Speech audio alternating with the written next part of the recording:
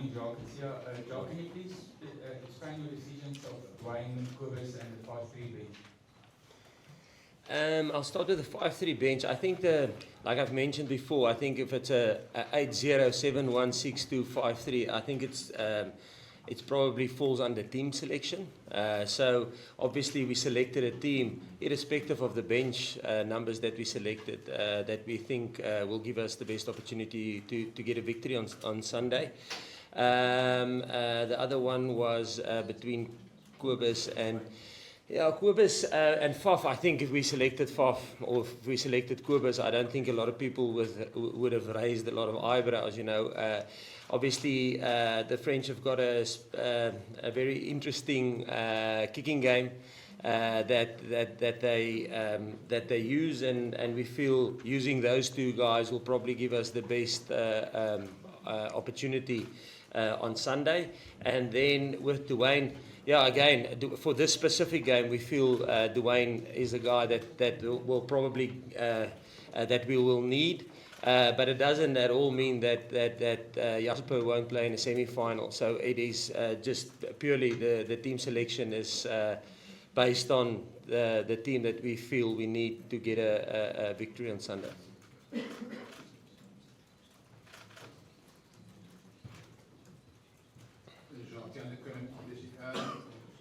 You touched on it around Dwayne and Kobus, but the halfback combination, Kobus and Marnie, and then obviously on the bench, Faf and Andre. Would you talk to us about that? Is it combinations or are they there as individuals? No, I think if you look at a guy like Kobus, I think he's playing exceptional rugby, and Faf for that matter. And the same with Marnie. I think Marnie and Andre is probably a little bit different in the sense that I think if you look at the cumulative numbers, a number of minutes that Andre have been playing for us, or rugby this year, is probably one game if you count all the minutes together. So we slowly building him up after his injury, and I think with Marnie, is probably our informed fly-off at this stage. Not probably he is, I think Marnie started for us. I think we lost one game this year with Marnie starting at 10. So obviously he's in form, and the team performs when he's the starting fly-off. So it's just as simple as that. Super, first of all, Jan, from the inside. Super, can I ask you, Jacques Nienaber has been talking about this tournament since the very first start, that every single match is a knockout match. Just talk to us about the occasions also. This is a massive match, it's 23 players against an entire nation. Is that how you see it? And Jacques, can I ask you though, are you guys preparing yourselves to be here next week? Yeah, of course, it's a big game. We all know that. I think we've experienced playing against a home nation before in Japan. And yeah, it is difficult, and those are the games that you want to play in. That's where you get tested the most, But I think we find strength in each other, and we always know that we have over 65 million backing us from people back at home who will be watching and supporting. So all we do, no matter how loud it is out there, because we played last year in Marseille, and the atmosphere was amazing. It was great for them, but all you do there is just zone in on the job that you got to do in hand. If you think too much about what's happening around you, it's going to take you off course of what you have to do. Our main focus is to make sure that we deliver what we plan on the week and make plans as we go along. Your question regarding are we preparing to be next week? Now, obviously, since we started in 2020, that was our aim was to win the World Cup. I mean, otherwise, why are you even in it? So, now, Percy, definitely, our aim was always to do that, and we are preparing and giving it a best shot. We know since the draw was out that the quarterfinals is probably going to boil down to France and New Zealand. It's going to be one of those two teams. It's always going to be a big game. Doesn't matter which team you play in the quarterfinal, when it's France who's playing at home, or if it's New Zealand. I mean, it will be a tough quarterfinal. I think the same for Ireland and New Zealand. It's going to be a tough quarterfinal, and that's how quarterfinals will be. All the quarterfinals, I think, will be really close and closely contested. And I think all the teams are preparing to be in the semi-final and to go on from there. Hi. Hello. Sia, you will be in front of Charles. Can you tell us something about him and about the third lines of France? They said they are ready for a game with physicality, with brutality. You talking about Charles? Yeah. Yeah, no, he's good. He's an amazing player. He's a great link between the backs and the forwards. Very skillful, and he's a good leader too. He's led in Toulon, and also obviously the French team as well. And yeah, he's a big player for them. And I know they're preparing for a physical battle, and we don't hide who we are and what we do, and that's who we are. And it's nothing new for us. We don't have to do anything different. That's what we are driven by. That's what we work on. It's hard work and physicality, and that's exactly the DNA of our game. So it's going to be nothing new for us. But the main thing is just to bring it on Saturday and bring it for 80 minutes. And I think we've had a couple of challenges like that. That game like Tonga, which was brutal. For 80 minutes we had to work for our points. I think the game against Ireland too was also that. So we've had a little bit of preparation. So yeah, this weekend is never going to be any different. We know they can be physical too. It's all about who's going to last for 80 minutes during that. Question for Sia. Could you describe us the feeling when we arrive at this stage? What things change when you arrive in the quarterfinal? As a defending champions, you have this experience to continue until the end. I think our coaching staff has been amazing in prep long before the World Cup.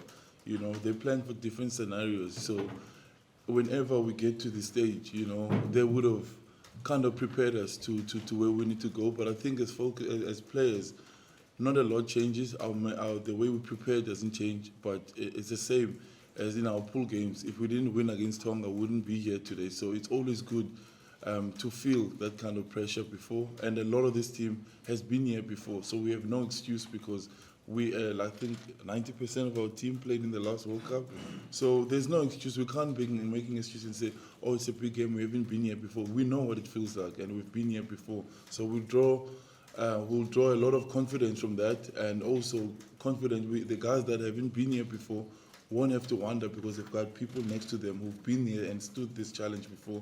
So we're walking confidently, but we also know it's a game that France is also confident. They have their own things, advantage on their side, being at home and everything. So it's going to be a proper battle. Good morning, sir. Good morning, John.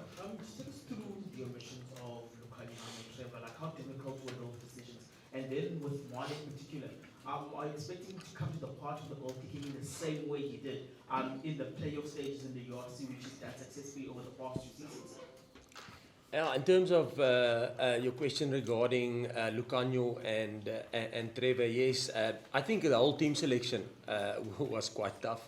I think if you look at the squad, if you look at the way we managed the load of our squad over the last couple of games, over the 10 games, 10 test matches that we've played this season, I think the majority of our group is between 4 to 6 games of game exposure. We always said that the World Cup is a long competition if you look at it. I know it's 7 games, but it's spread over 2 months basically.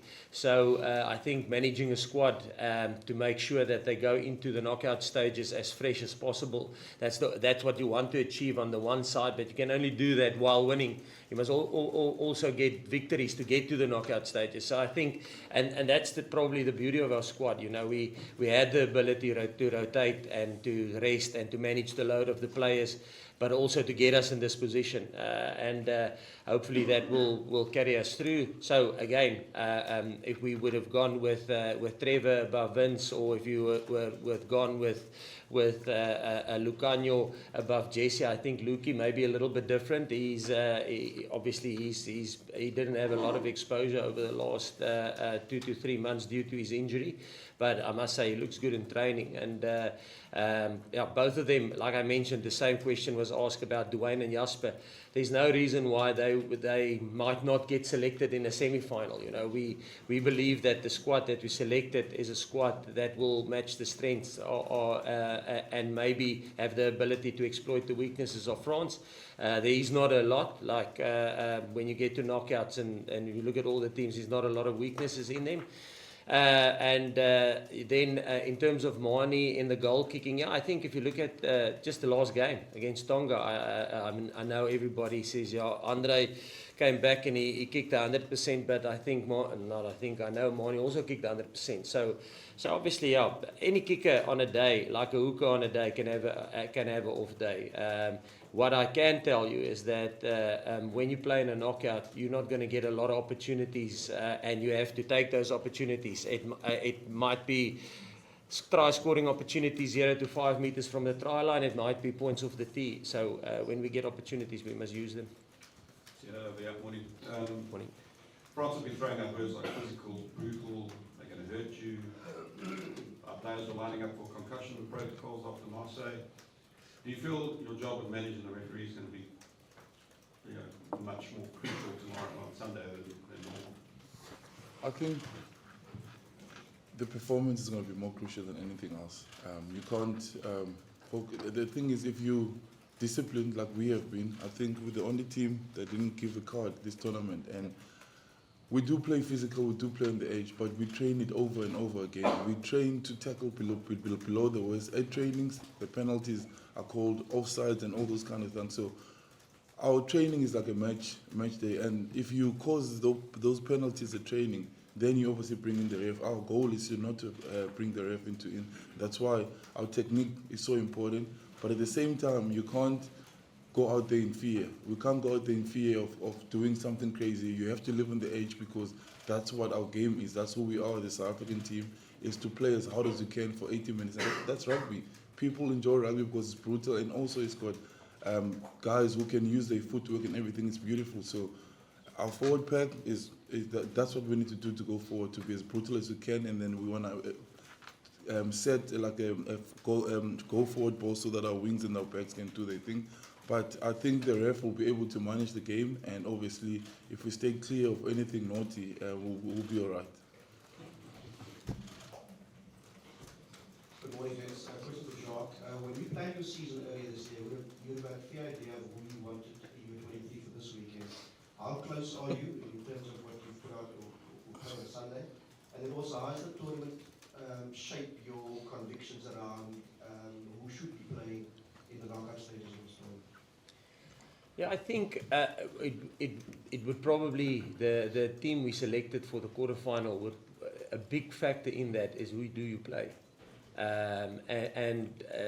We select a team, we look at the opposition, like I mentioned, and you analyze the opposition, and then you look at your players, where their form is, and then you make a decision on that. So a lot of things influence, obviously, selection. But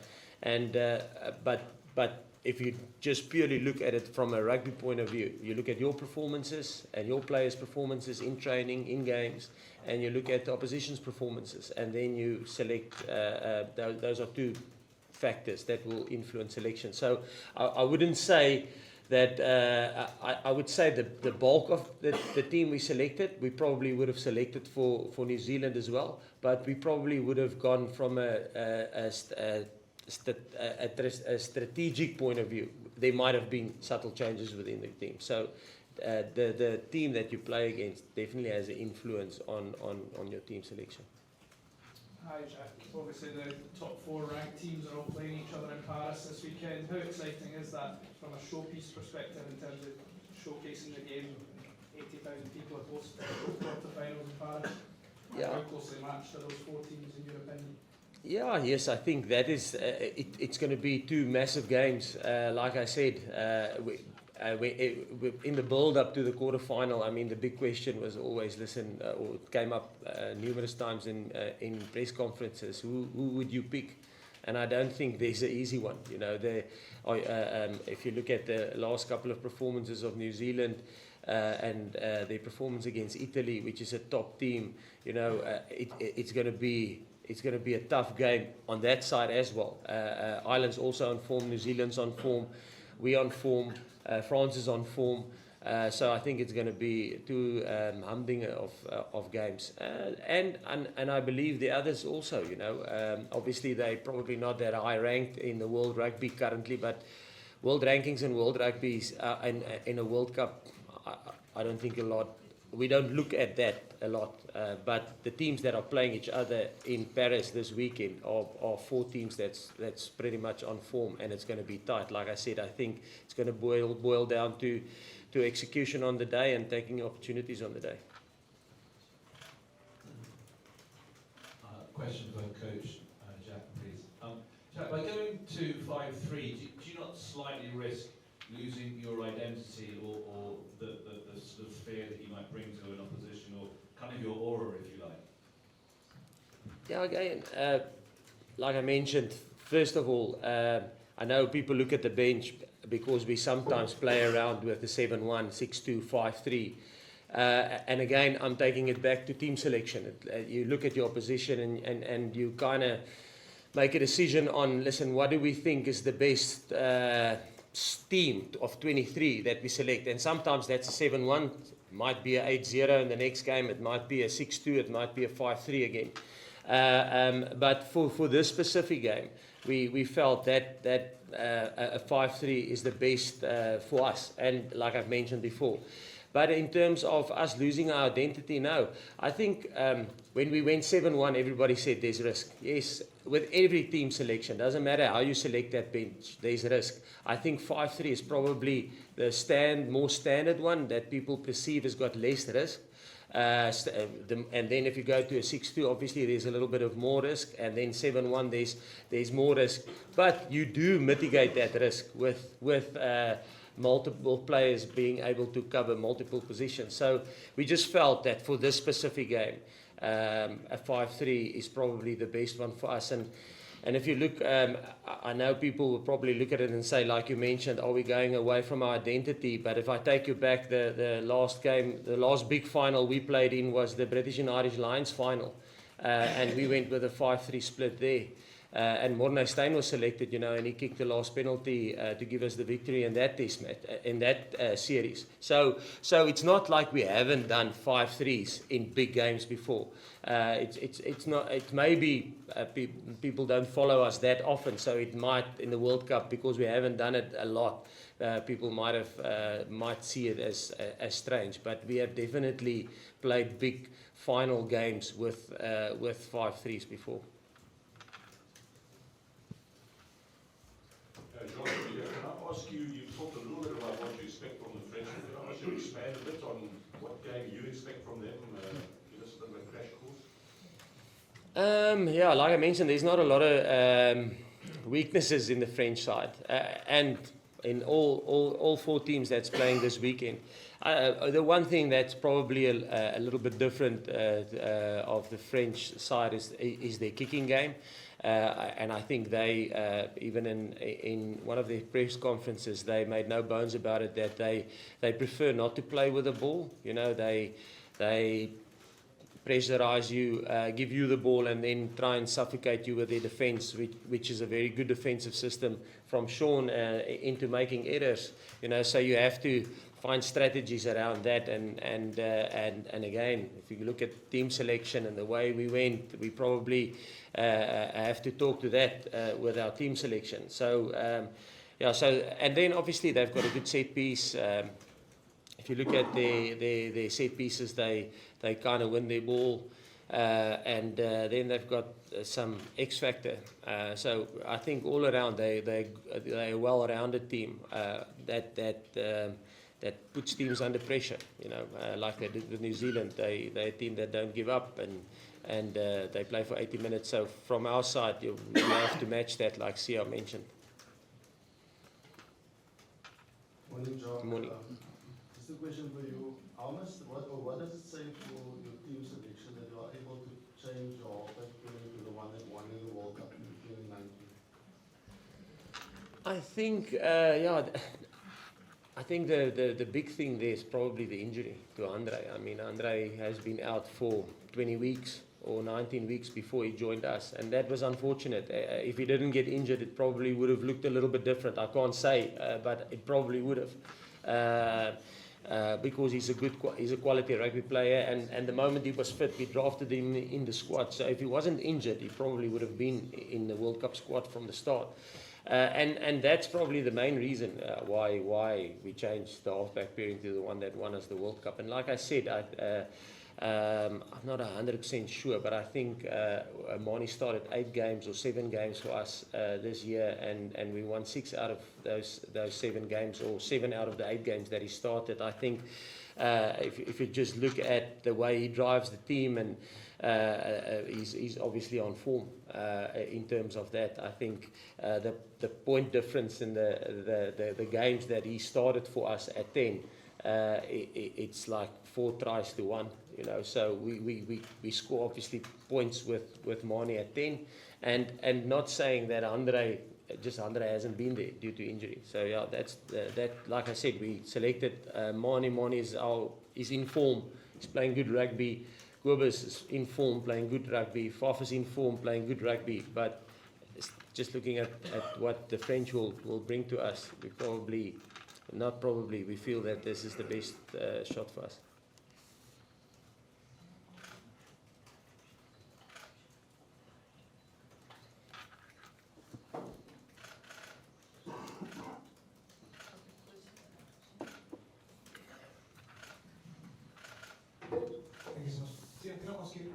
Obviously, you always reminding us that you guys are in a very privileged position. You guys are playing for yourselves. And we apologize for being late here today. I travel with a lot of South Africans, and there's a sense of anticipation. What is your message to those South Africans who made their way to France, and those millions who are still around us? All we have as a team is gratitude. We are honestly blessed to have such a country who believes in this team so much, and people would use their savings. They would do everything they can to get here today, and we're thankful for the people that are opening screens for people to view in the township, in malls, because I think our team represents the whole of South Africa, and all represent people from different walks of life, and I think that's where we get our edge from. Of course, we love the game, and we want to play for our own personal reasons and goals, but the main thing that brings us together is South Africa. That's who we want to make proud, that's who we want to inspire as a people back at home. And the only way we can do that, not these words, what I'm saying right now, it's the effort that we put in on the field. It's what Jacques asked me to do on the field, not to give up, not to look like I'm not giving my 100%. I must always be giving everything, because so many people would give everything to be where we are today. And that's what drives us, that's what keeps us going, because, you know, some people pay just to win a World Cup for the first time, some people for different reasons, but we have, as I said before, what we do on the field, and we're doing what we love, has an influence to so many people in the world. We can never take that for granted, and that's why we put in the hard work. And when we play on Saturday, our thoughts are always with them. I know there will be a few on Saturday shouting for us, and we are honestly grateful, and I don't think we would have been where we are without all those hard-working people and those people that are supporting us today. Good morning, sir.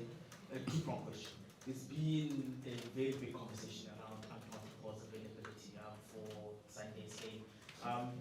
Do you feel that he may have some unfinished business, considering how he was recorded in last year's Marseille test? And then secondly, just to elaborate on Percy's question, how happy are you to know that we just want to see it for this particular game, and they'll bring a piece of South Africa, considering that you will be playing in front of what will be a very pro-French crowd?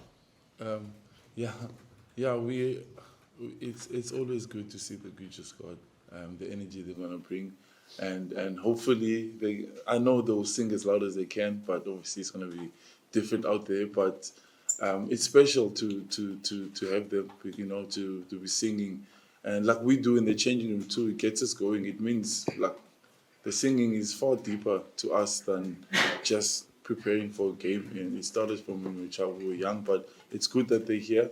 And then on Anton, it is a big thing because he's a big player. He's shown everybody respects him around the world. He's shown what he can do, and he's important for the French team. He's the leader of the team, so it was always going to be a big thing. So, and we as rugby players, we don't wish for one another to be injured. You want to play against the best. You want to see what you can do against the full strength team as a team. So if he's playing and he's back, good for him. We're happy for him. It will be great to be playing against the best strength French side as possible they can put on the field.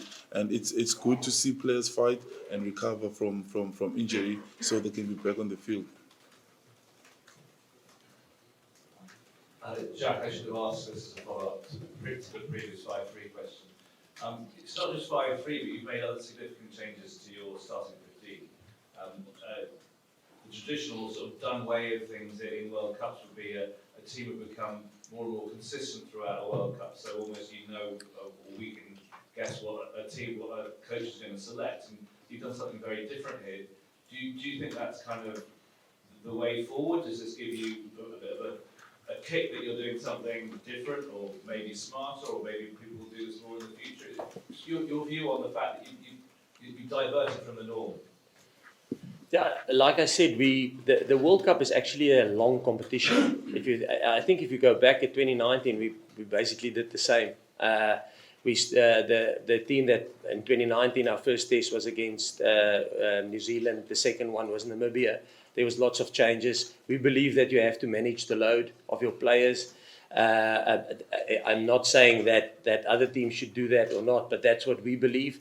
And we're a little bit different in the Southern Hemisphere. We come out of a Rugby Championship going into a World Cup, So, like I've mentioned, we had 4 games in Rugby Championship, and then we had 2 warm-up games against Wales and against New Zealand, and then you only start with the World Cup. We're now 10 games in our season. So, and like I said, if you look at our squads, we rotated. We did, definitely. And we do that with a specific goal in mind, that when we get to this stage of the competition, which is the important stage of the World Cup, the knockout stage, that you try and manage the load of your players. So, and if you look at the load spread between our squad of 33, with some of the guys that unfortunately got injured, probably 35 players that we've used. We're probably in the ballpark figure of the players having played between 4 and 6 games, So they except now the outliers like Andre, who came in late with injury. Lucanio is probably on 3 games this year. So, but again, that's we in a different. We're in the Southern Hemisphere, which is a little bit different to the Northern Hemisphere. The Northern Hemisphere finished, then they had a time off, and then they had their warm-up games building into the World Cup. So they probably have less games played this year after a sufficient break between the 2 seasons, where we're a little bit different. So I think we did the same when we played in the World Cup in 2019, and it worked for us there in terms of managing the squad. So we played a team against New Zealand. We had played almost that exact team against Italy in 2019, and then in the quarterfinal, and then we went onwards. But like I mentioned again, picking a guy like Duane ahead of Jasper, I think if we selected Jasper, people would have said, listen, it's a great team. If we select Duane, people are saying it's a great team. So I don't think it's not to say that this team will go on. I think we're in a fortunate position, if you look at our squad, that there's not a lot of difference between the players that we select. There's really the step between Vincent Koch and Trevor Nyakane and Frans Malherbe. There's not a big difference between those players. We're fortunate in that regard. Good morning, Jacques. Good morning, Sia. Sia, can you maybe just expand a little bit on something that Bongi said yesterday? He said that you guys have been simulating the kind of noise that you could experience against the home crowd at the Stade de France on Sunday evening. You guys have been playing some noise. I'm not sure if it's fan noise, music, just how you've been mentally preparing to deal with that emotional load that will be in not only the fact it's a knockout game, but also against this crowd. Yeah, if you're gonna prepare, you prepare flat out for everything. But it's it's the closest we could get, you know, just having a speak around training and get some of the noises that normally happen in the game, the crowd, like the sounds that the crowd make, the songs that they sing, because it's that intense. We remember in Marseille, we couldn't even hear each other, you know. That's the important thing, getting the comms through.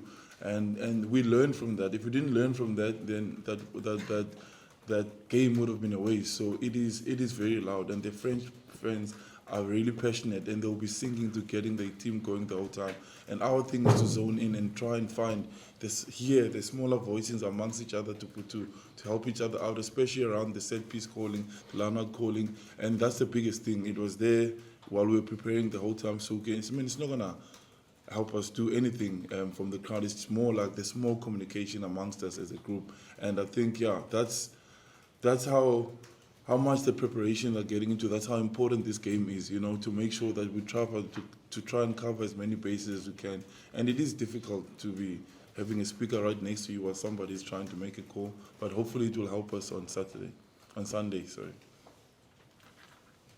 Quick question for Jacques.